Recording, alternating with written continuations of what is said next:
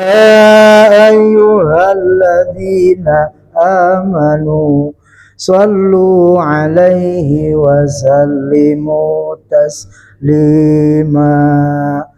اللهم صل صلاة كاملة وسلم سلاما تاما على سيدنا محمد الذي تنحل به العقد وتنفرج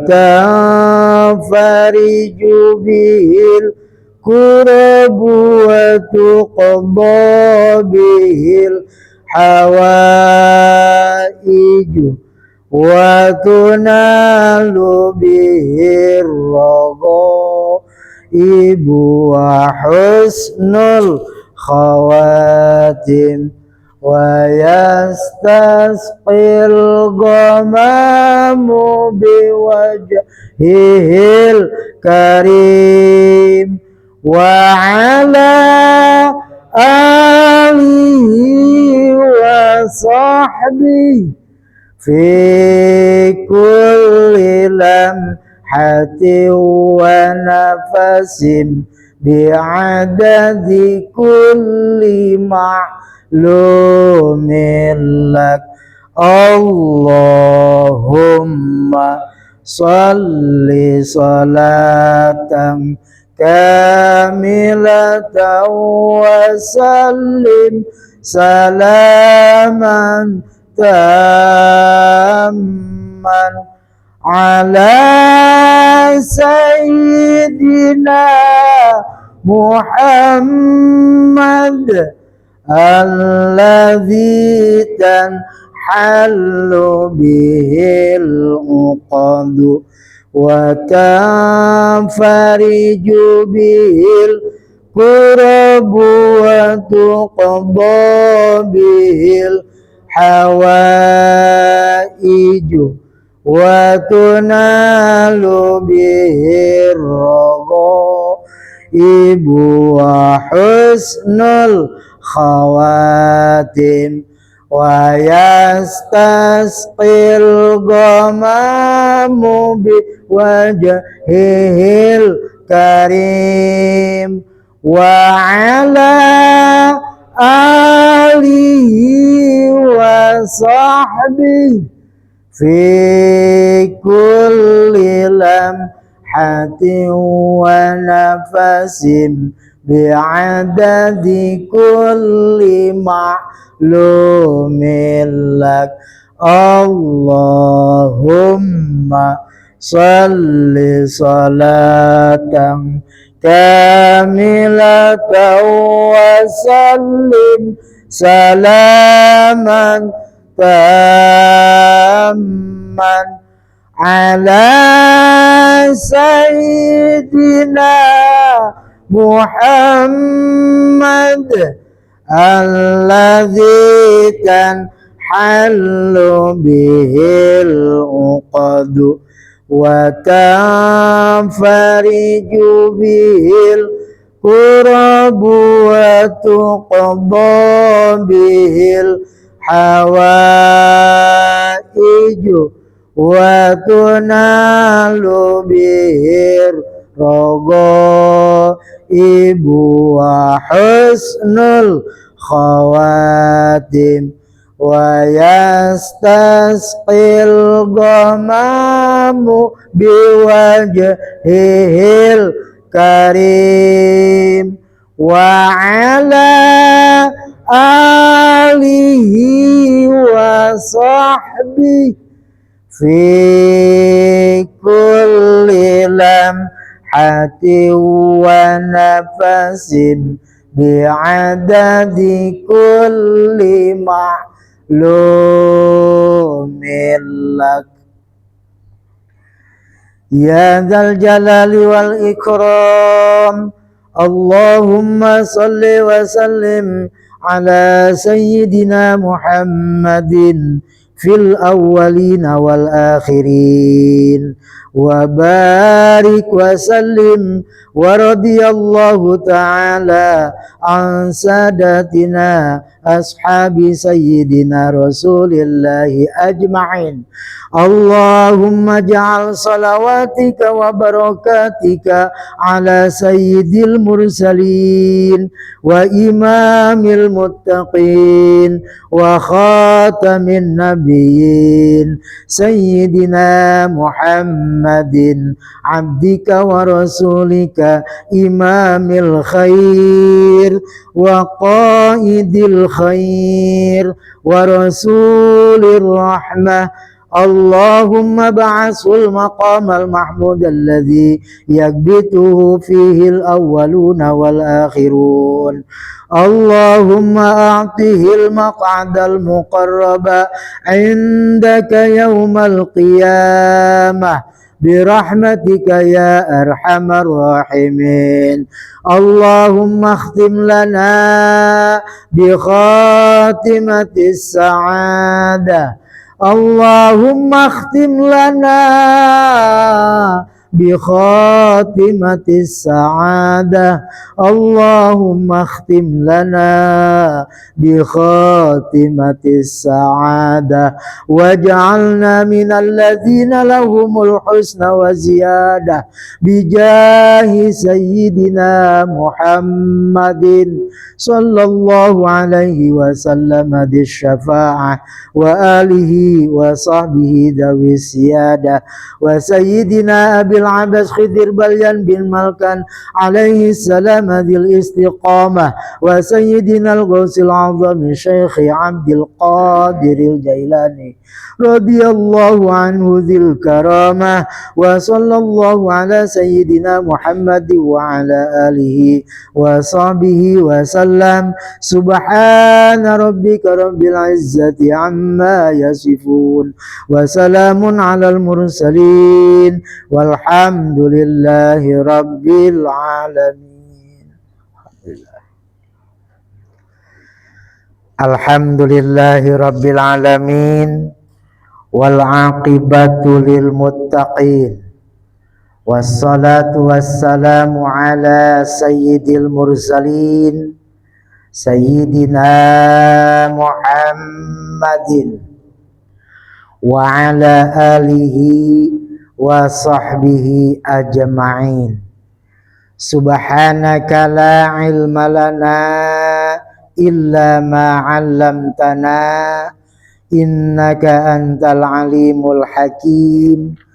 Rabbi shrah li sadri wa yassir li amri wahlul 'uqdatam min lisani yafqahu qawli.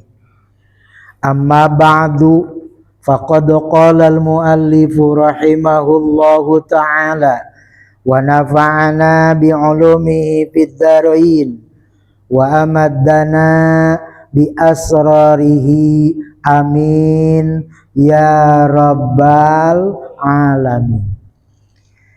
Kita baca dulu sampai lapad ala madhabil imami. Ala madhabil imami al-mujtahidi Abi Abdillah Muhammad ibn Idris. Adapun ilmu fikih ini adalah menganut madhab Imam Mujtahid Abi Abdillah Muhammad bin Idris Asy-Syafi'i rahimahullahu ta'ala wa radiyallahu anhu ay ma dhahaba ilaihi minal ahkami fil masaili. Artinya mengikuti madhab Imam Syafi'i daripada hukum-hukum di dalam masalah yang ada. Wa Idrisu, adapun nama Idris, waliduhu adalah bapaknya Imam Syafi'i. Bapaknya Imam Syafi'i. huwa adapun Idris ini Ibnu Abbas adalah putranya Abbas.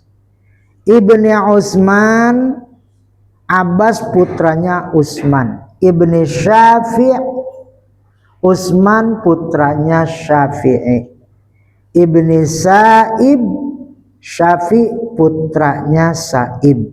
Ibni Ubaid, Sa'ib putranya Ubaid. Ibni Abdi Yazid, Ubaid putranya Abdi Yazid. Ibni Hashim, Yazid putranya Hashim. Ibni Abdi Manaf, Hashim putranya Abdul Muthalib ya itu ya. Ibni Abdul Muthalibi, Hashim putranya Abdul Muthalib. Ibni Abdi Manaf, Abdul Muthalib bin Abdi Manaf. Wa Syafi'i, adapun nama Syafi', Imam Syafi'i.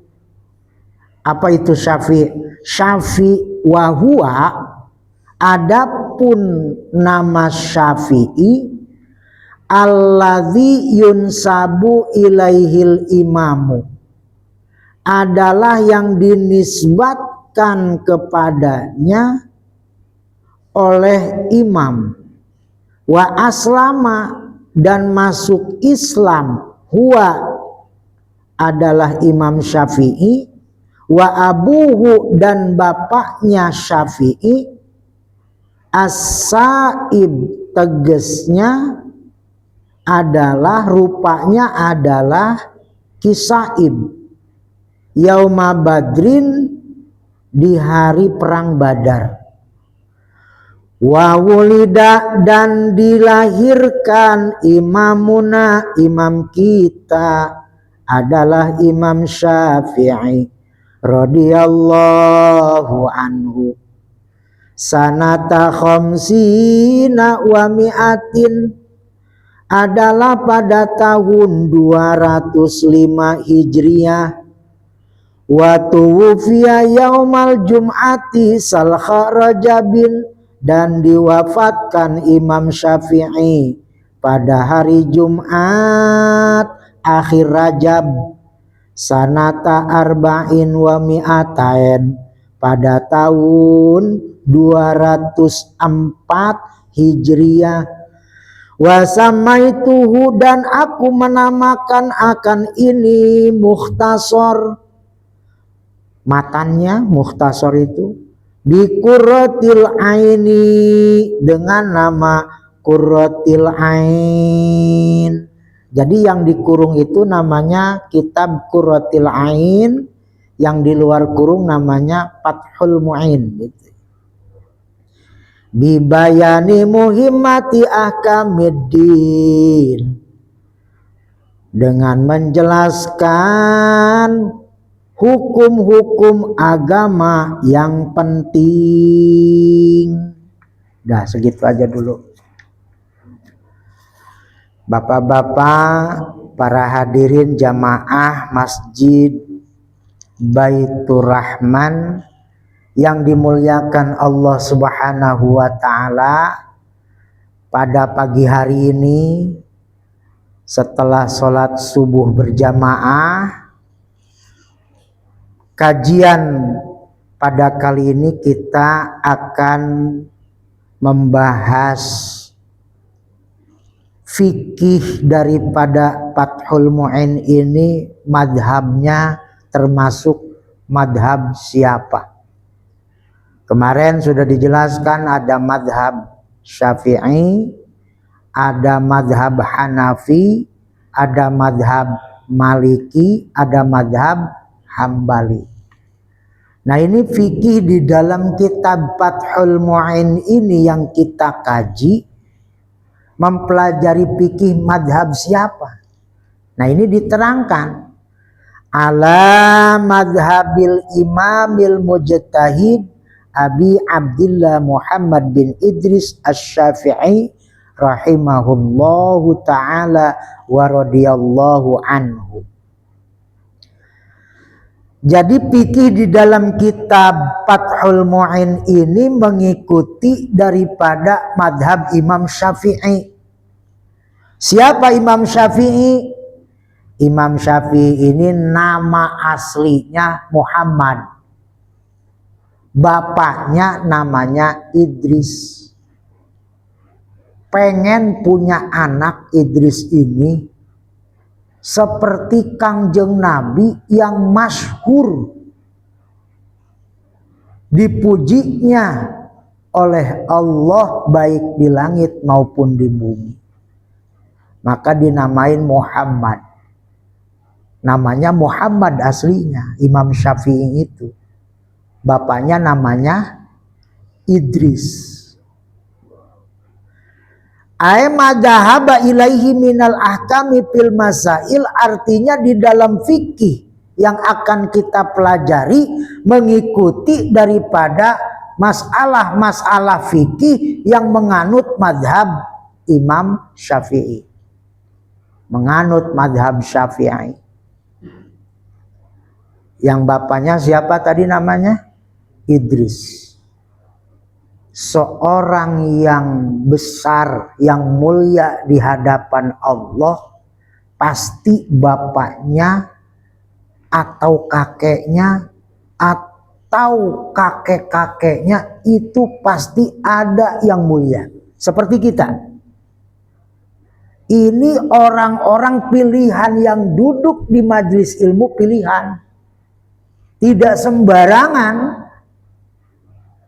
Ini yang mau duduk di majelis ilmu ini pasti ada orang tua kita yang dekat kepada Allah. Bapak, kakek, atau kakeknya kakek, bapaknya kakek, dan seterusnya. Makanya ini Imam Syafi'i ini punya bapak Idris. Bukan Nabi Idris. Namanya Idris. Nanti di depan ada diterangkan. Jadi wa Idrisu waliduhu. Idris itu adalah bapaknya Imam Syafi'i. Idris bapaknya siapa Idris? Huwa Ibnu Abbas. Idris bin Abbas bin Utsman bin Syafi' bin Sa'ib bin Ubaid bin Abdi Yazid bin Hasim bin Abdul Muthalib bin Abdi Manaf. Kenapa dinamakan Imam Syafi'i bukan Imam Muhammad bin Idris? Tapakulan kepada kakeknya yang paling dekat dengan Nabi, sahabat Nabi. Siapa? Syafi'i. Syafi'i ini punya bapak Sa'ib. Ketika masuk Islam di dalam hari perang Badar, masuk Islam, mengucapkan 2 kalimat syahadat. Tapaulan namanya Imam Syafi'i itu ya. Tapaulan kepada kakeknya yang keberapa itu? Syafi'i itu kakeknya yang keberapa? Yang keempat. Yang keempat, satu bapaknya kan Idris, kakeknya siapa? Abbas. Kakek pertamanya Abbas, kakek kedua Utsman, kakek ketiga Syafi'. Berarti kakek ketiga ya? Coba lagi-lagi. Muhammad bin Idris. Berarti di sini bapaknya ya, bukan kakek. Idris bin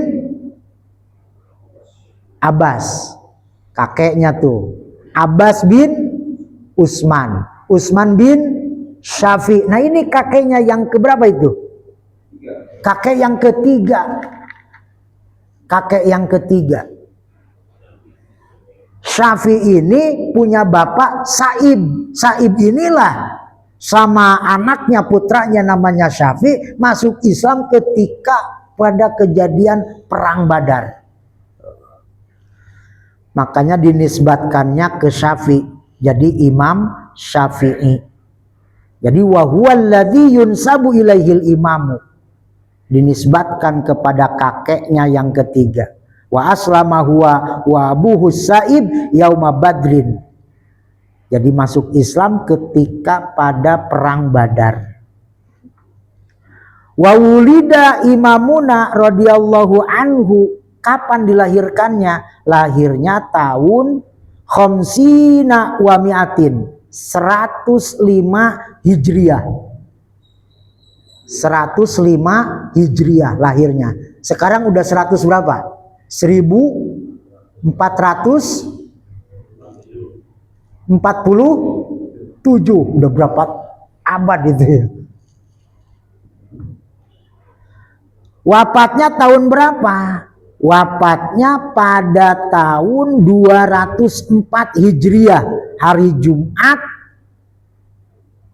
akhir Rajab, Jumat akhir Rajab tuh. Kita kalau mau haul Imam Syafi'i itu akhir Rajab, Jumat akhir Rajab. Kita bisa baca silsilahnya di sini, gitu ya.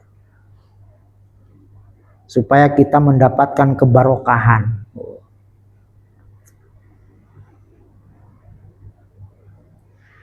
Jadi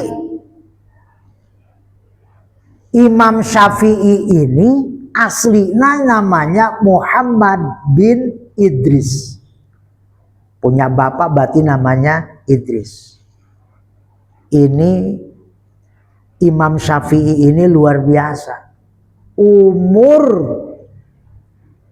7 tahun sudah hafal Al-Quran.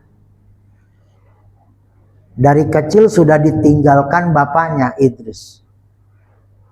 Makanya dalam keadaan orang yang tidak punya, Muhammad bin Idris ini, nama ibunya Fatimah. Dalam keadaan orang yang gak punya. Umur 2 tahun, lahirnya di Gaza. Lahir di Gaza. Gaza itu di mana Gaza? Palestina. Orang Gaza itu Imam Syafi'i. Pindah sama ibunya ke Mekah, ke Arab Saudi, supaya anaknya bisa dididik di sana di ulama-ulama Mekah. Umur 2 tahun. Kalau kata kita mau dimasukin TPA, tapi karena nggak punya duit, nggak bisa masuk. Itu Imam Syafi'i, orang-orang mau masuk ke dalam kelas, ke dalam majlis, dia mah di luar. Ngapalin apa yang diomongin gurunya. Akhirnya umur 7 tahun hafal Al-Quran, melebihi daripada anak-anak yang di dalam majlis.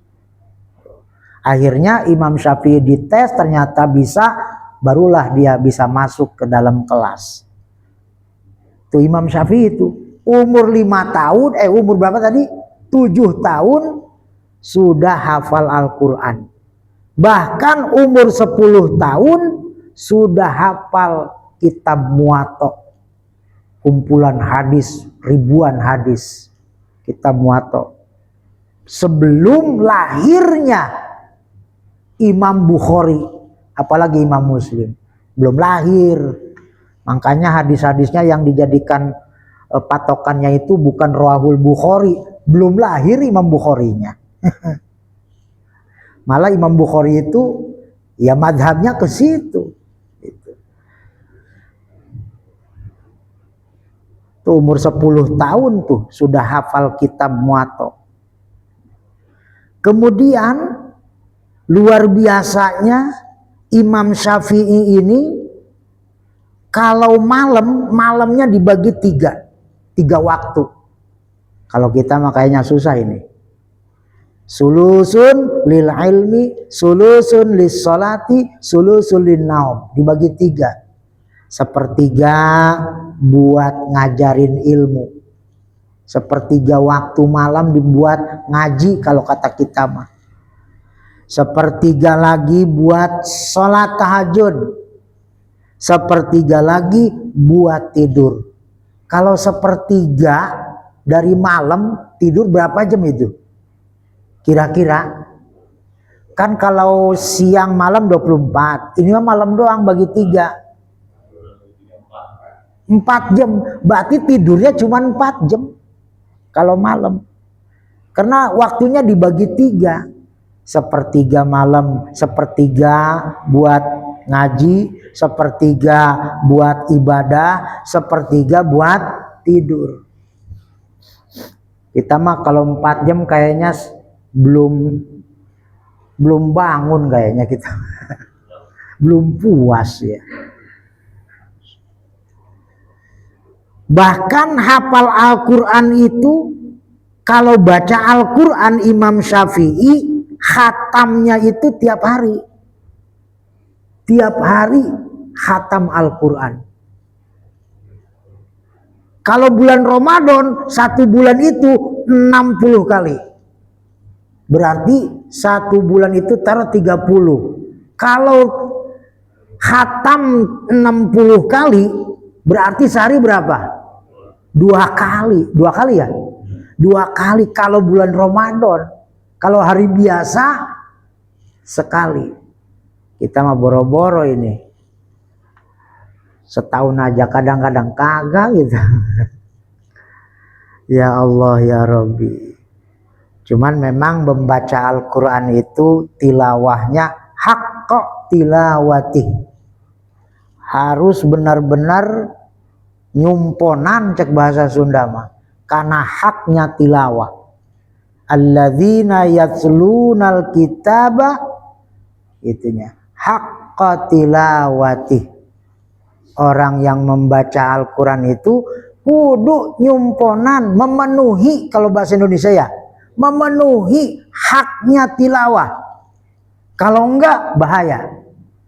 Hak tilawah ada tilawah lisan, ada tilawah qalbu, ada tilawah akal.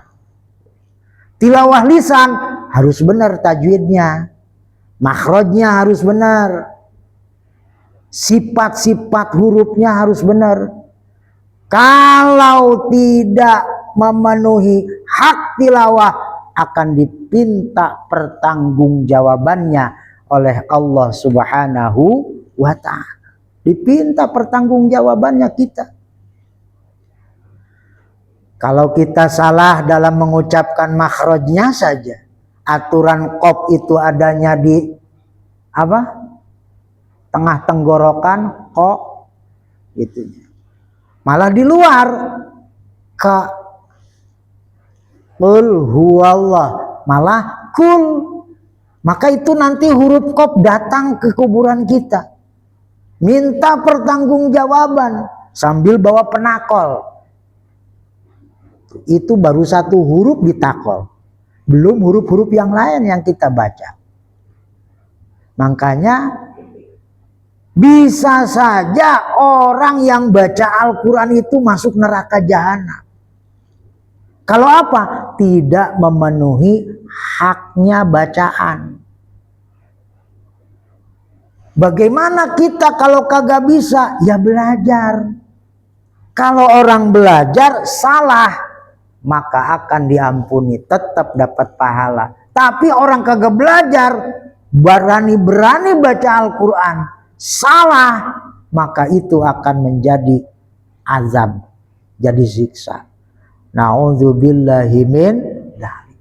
Kita udah banyak-banyak baca Al-Quran, salah, bukannya dapat pahala malah dapat dosa. Bagaimana kita belum bisa baca Al-Quran tapi pengen baca Al-Quran? Harus ada guru, harus ada mentornya. Kalau kata kita mah, kita baca Quran ada yang ngedengerin. Nanti gimana dia yang tanggung jawab? Ada yang tanggung jawabnya. Kalau salah sama dia benerin nantinya. Baru walaupun salah kita baca Al-Quran tetap ada pahalanya. Kenapa? Karena kita lagi belajar. Kalau orang belajar walaupun salah tetap akan mendapatkan pahala.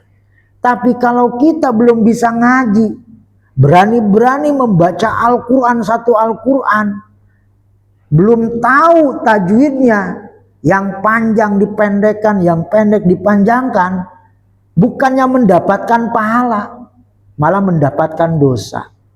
Makanya kalau kita belum bisa baca Al-Quran, baca Al-Qurannya di hadapan orang yang bisa. Datengin, kita punya ustadz, seminggu sekali ke rumah, dengerin saya baca Al-Quran, saya pengen dapat pahala. Walaupun salah kan ente tanggung jawab nanti di akhirat. Kan begitu. Itu baca Al-Quran, tilawah lisannya saja. Ada tilawah kolbu. Ketika baca Al-Quran, kolbu kita harus ada khauf roja, ingat kepada Allah. Cuman tilawah kolbu ini kalau tidak dilaksanakan tidak dosa. Ini hanya fadilah ketika baca Al-Quran. Baca Al-Quran itu kan termasuk zikir. Ketika zikir harusnya kita ingat kepada Allah.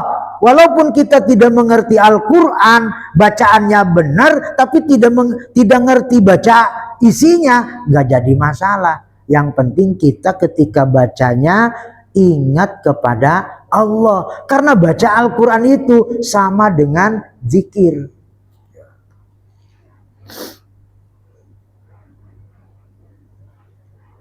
Kemudian ada tilawah akalnya yang harus kita penuhi. Apa akal kita? Tadabur. Ngerti isinya. Kalau ketika kita membaca ayat tentang siksa, maka hati kita ada khauf, ada rasa takut kepada Allah. Ketika kita membaca Al-Quran, akal kita tahu, karena akal kita ada ilmunya.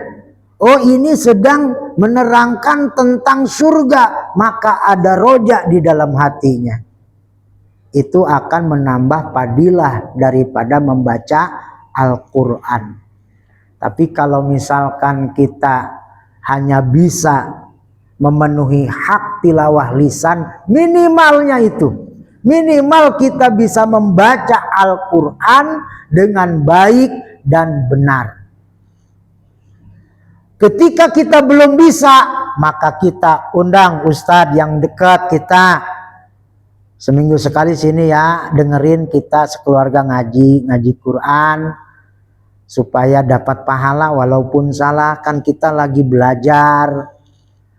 Kalau niat belajar nggak ada guru, namanya bukan belajar. Harus ada yang menemenin kita, yang ngedengerin ngaji kita. Kalau bahasa santri mah sorogan kita yang baca, guru kita yang dengerin. Ketika ada kesalahan dibenerin, insya Allah. Ini luar biasa. Imam Syafi'i ini kalau bulan Ramadan khatam Al-Quran itu sampai 60 kali. Masya Allah. Kita mah baru cita-cita sebulan Ramadan 1 khatam juga baru cita-cita. 1 kali khatam juga kita mah baru cita-cita. Kadangkala 1 khataman Al-Quran pun kita tidak khatam bulan Ramadan. Mudah-mudahan kita diberikan taufik hidayah. Tambah-tambah ibadah di bulan Ramadan. Sekarang udah masuk bulan Rajab. Habis Rajab apa? Sya'ban. Habis Sya'ban Ramadan, tinggal berapa? Tinggal 2 bulan kurang ini. Kita akan menghadapi bulan Ramadan. Mudah-mudahan kita dipanjangkan umur, sehat, banyak rezekinya, biar kita bisa tambah-tambah sodako ibadah di bulan Ramadan. Amin. Ya Allah ya Rabbal Alamin. Apalagi kita kalau mencontoh Imam Syafi'i, wah kagak bakalan kesampaian kayaknya. Yang penting kita minimalnya mau belajar Al-Quran.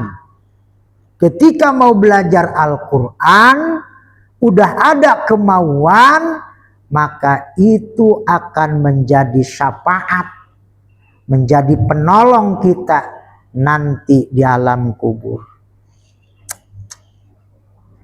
Makanya ini Imam Syafi'i luar biasa. Kenapa? Pasti orang tuanya juga ini luar biasa. Siapa tadi orang tuanya? Idris. Ada ceritanya begini. Idris ini ketika umur 14 tahun lagi jalan di pinggir kali, ada lihat buah apel apa di kali tuh ngalir ke bawah kali gitu ya, ke bawah kali. Idris itu orang kagak punya, lihat apel di kali langsung ada kepengen ngambil, namanya di kali, iya, langsung diambil lah sama Idris itu. Bapaknya siapa tahu di Idris? Bapaknya Imam Syafi'i. Diambil apelnya, dimakan, saking ininya lapar itu Idris, lihat apel merah matang, udah dimakan, masuk ke dalam perut, udah habis separohnya, baru ingat apa? Ini apel punya siapa? Jadi di situ baru ingat, di situ tuh pas udah dimakan, udah habis separoh, baru ingat, ya Allah, ini apel ada di kali hanyut di air. Ini apel punya siapa? Belum tentu ini apel yang saya makan halal. Kalau kita menemu apa aja mah di kali, apalagi di kali. Ngomong kagak begitu kita. Jauh kita mah. Ini apel belum tentu halal, ini syubhat. Ada yang punya, takutnya yang punya ini kagak redo. Berarti yang dimakan ini adalah sesuatu yang kagak jelas. Kalau kita banjir nemu ayam, diambil apa kagak? Kayaknya langsung dipotong kayaknya. Kejadian di Villa Mutiara ketika banjir ya, banjir gede waktu kapan itu? Belum lama ya, setahun 2 tahunan ya. Udah lama ya. Itu ada ayam dari freezer kali keluar itu ya. Ayam udah ini di plastik, ayam semuanya.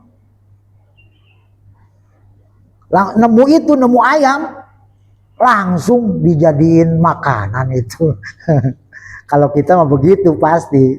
Tapi Imam Syafi'i mah ketika nemu apel di kali air hanyut, mikir ya mah, ini apel kira-kira haram apa halal ini?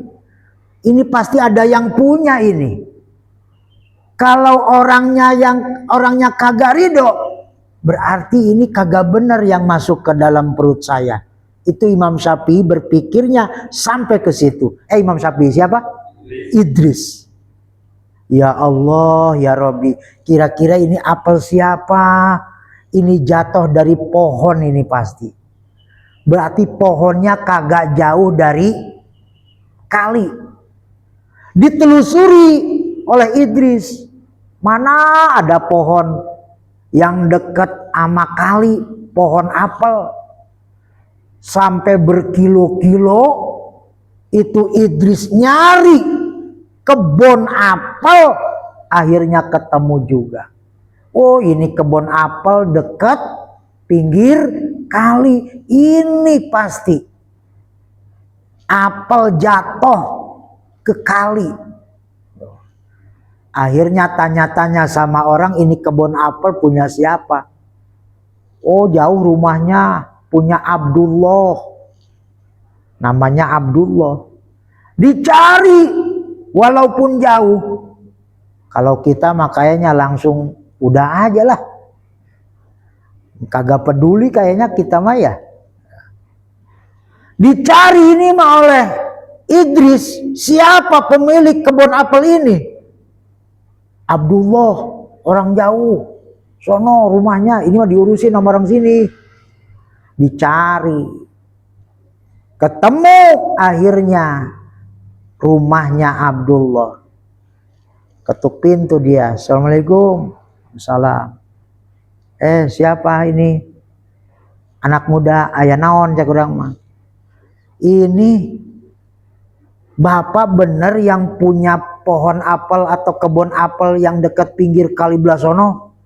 Oh iya, emang kenapa? Ini saya nemu apel di kali, pasti itu apelnya dari pohon punya Bapak. Saya kesini tujuannya mau minta halalnya. Ini apel separoh udah kemakan sama saya. Saya mau minta halalnya. Kira-kira kalau kita yang jadi Abdullahnya nih, dihalalin apa kagak? Halalin. Kasihan orang jauh dari Gaza. Waduh. Tapi kata Abdullah, nggak semudah itu bisa halal.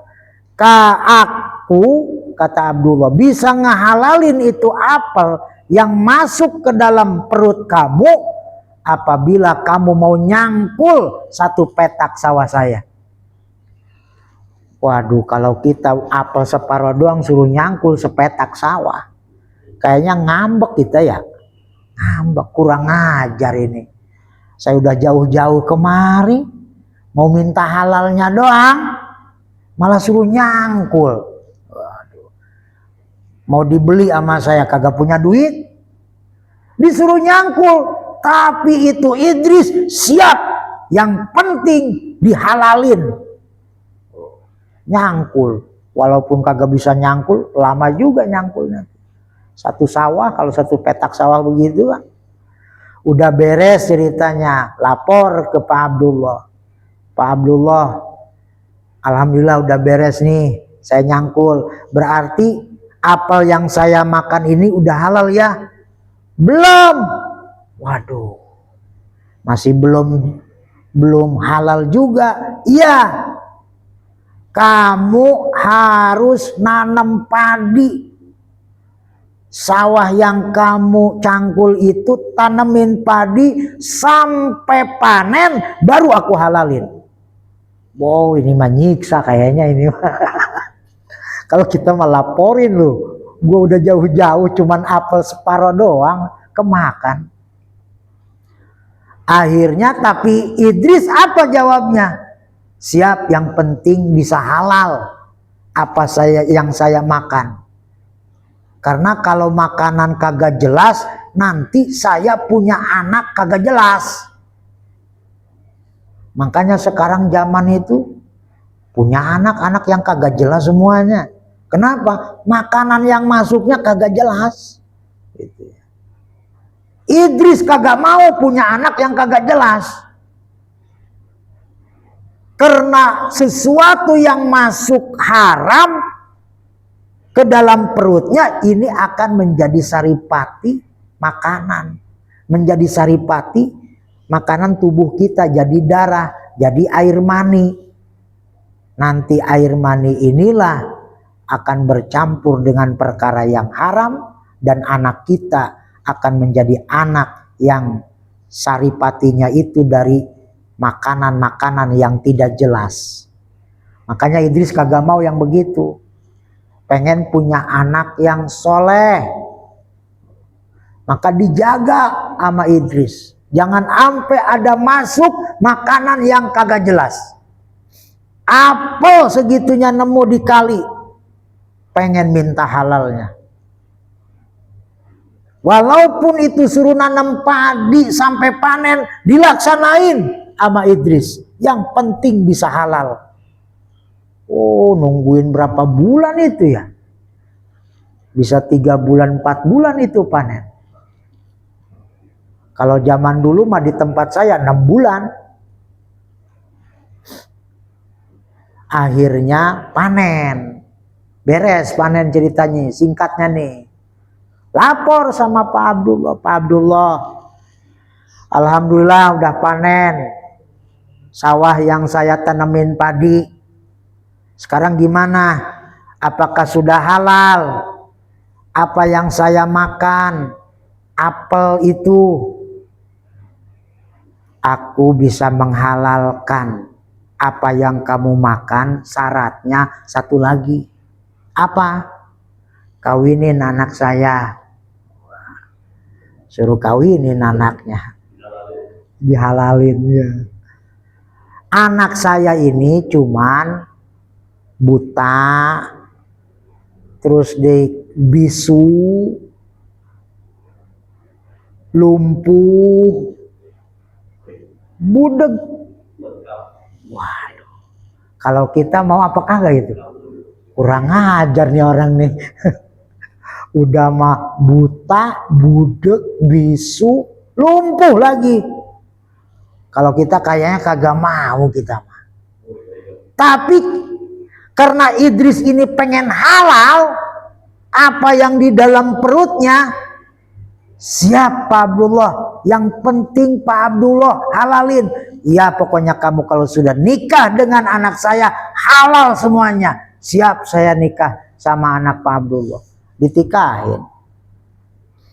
Ditikahin, udah selesai akad dengan bapaknya sebagai walinya. Silahkan samperin anaknya di kamar yang paling ujung ya, sono. Masuk ke kamarnya. Kalau zaman dulu kan kamar itu ada ranjang, ada apanya nih? Kolambu ya? Kolambu. Kan belum jelas ya. Dibuka sama Idris. Wah, salah kayaknya ini. Kok ini mah cantik. Matanya bagus, nggak buta. Kakinya bisa digerakin. Wah, kayaknya salah kamar saya. Salah kamar, ditutup lagi, keluar lagi, menghadap ke Pak Abdullah. Pak Abdullah, ada apa kamu? Nggak suka sama anak saya? Bukannya begitu, kayaknya salah kamar ini ya. Emang kenapa? Tadi katanya anak bapak itu buta, budeg, lumpuh. Kok normal ini ya? Matanya bisa ngelihat saya, bisa ngomong, kakinya bisa jalan. Oh, maksud saya, Idris, dengerin. Anak saya itu buta matanya karena matanya belum pernah melihat sesuatu yang haram. Waduh, cakep mana cakep lagi. Budeg karena telinga anakku belum pernah mendengar sesuatu yang haram. Belum pernah dengar dangdut dia mah.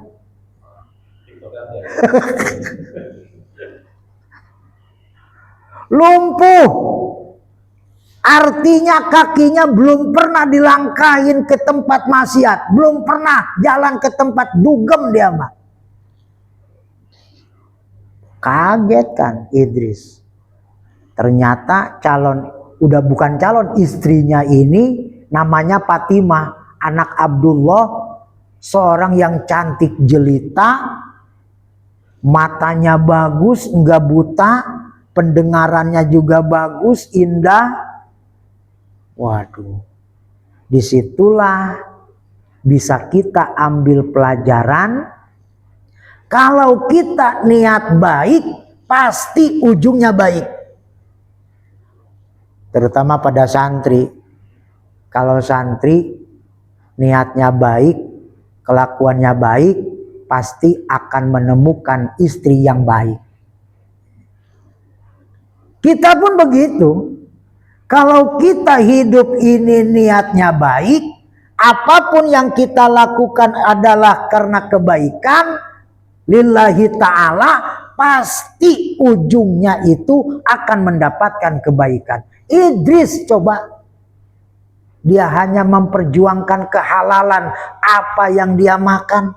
Niatnya lillahi ta'ala, walaupun susah payah, walaupun peras keringat, tapi ujungnya luar biasa, mendapatkan kebaikan, mendapatkan istri yang cantik, yang soleha.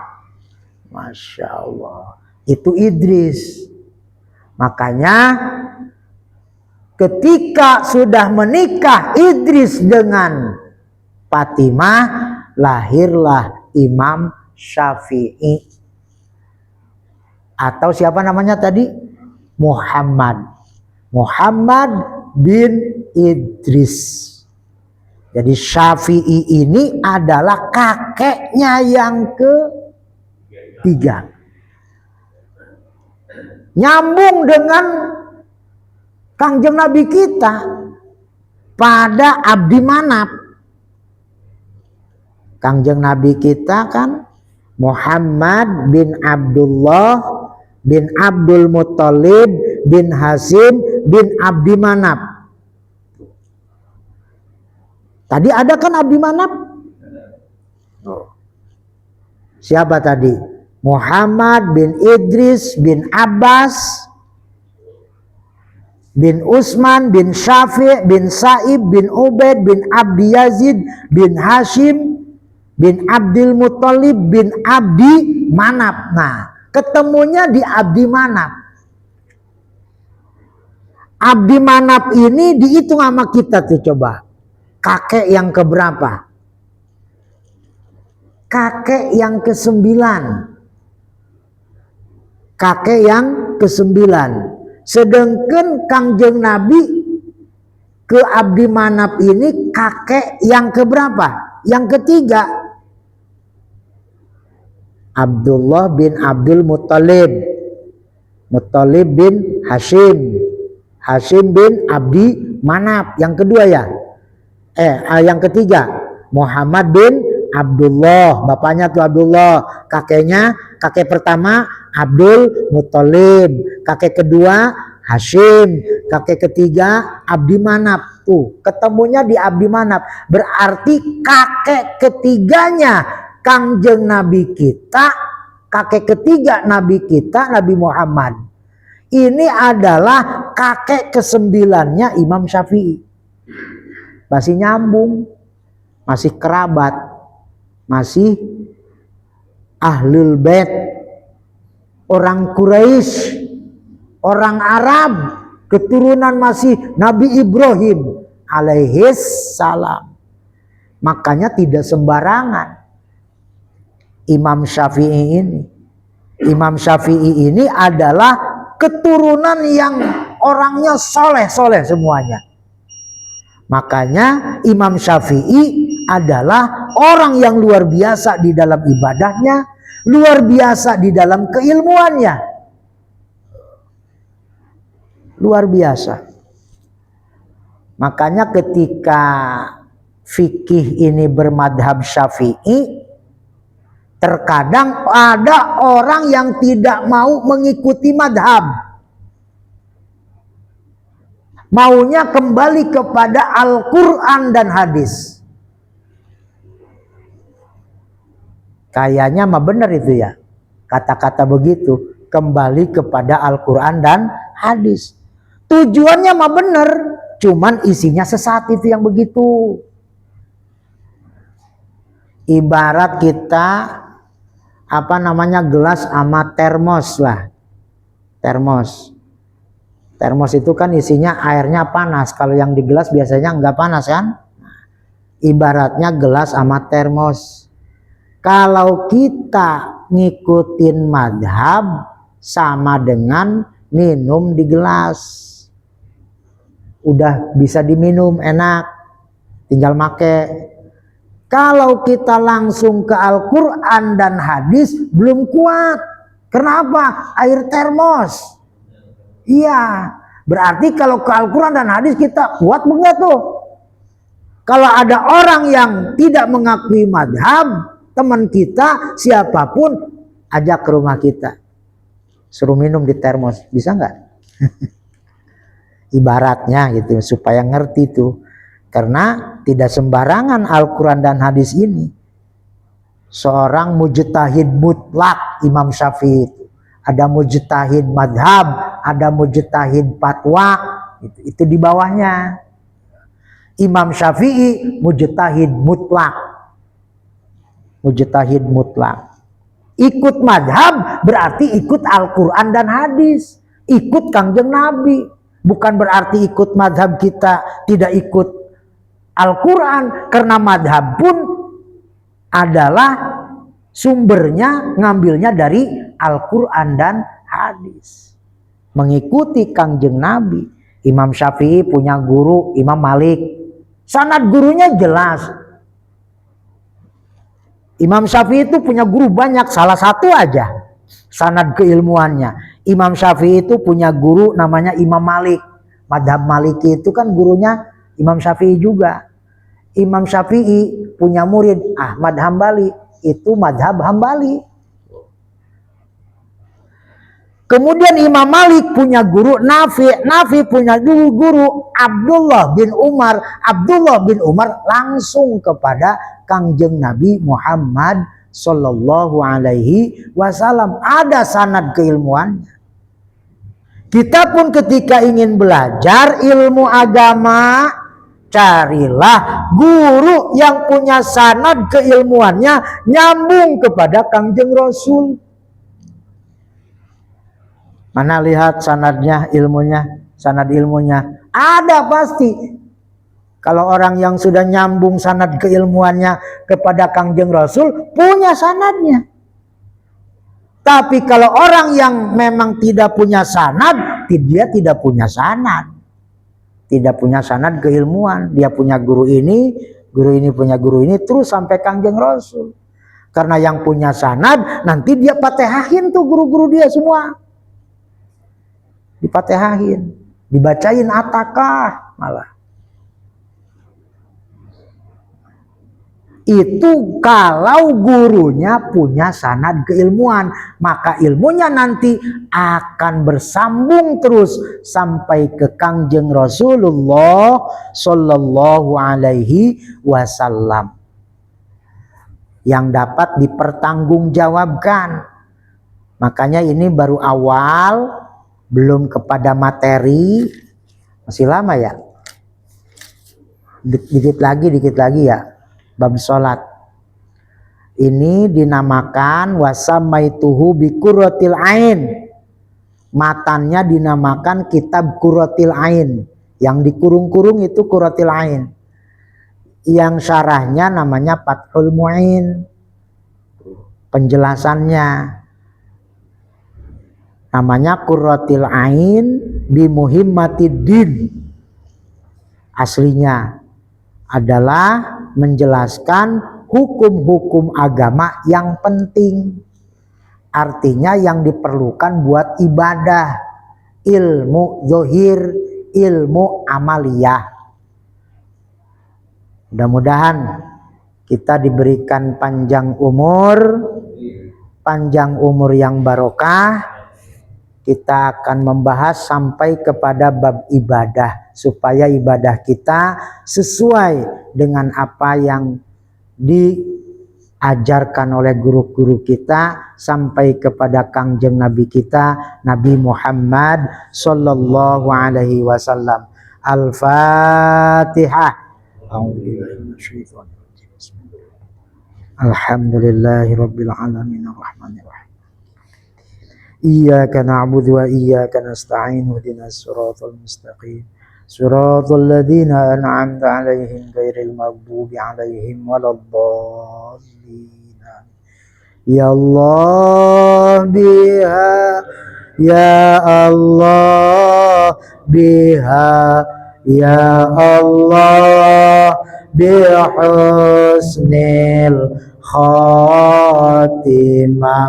Ya Allah biha, ya Allah biha, ya Allah bihusnil khatimah.